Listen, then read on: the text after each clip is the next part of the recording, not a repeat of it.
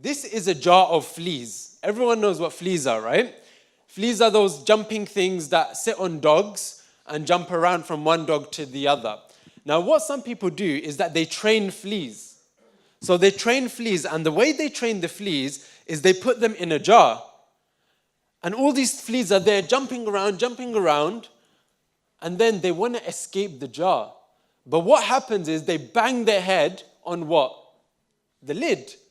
So they're banging their head on the lid of this jar, they're banging their head on the lid of the jar until they realize, I can't jump higher than that level because I'm going to hurt myself. So what they do is they jump, but go just below where the lid is. And they start being programmed on how high they need to jump.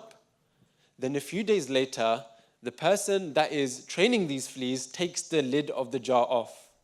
He takes the lid off, and something amazing happens.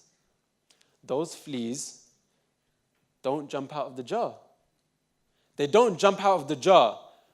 Why? Because they are now programmed to only jump so high.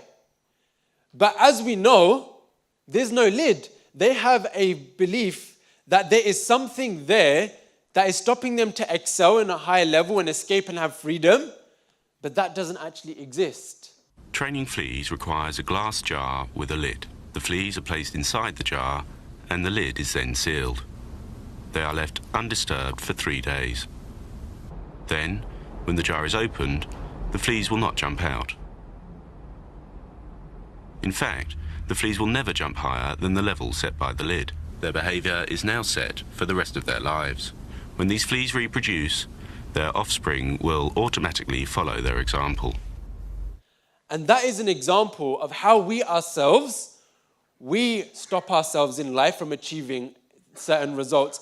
I guarantee that the only one thing that is stopping ourselves from not having achieved results to the next level already is our own selves. We are our own worst enemies.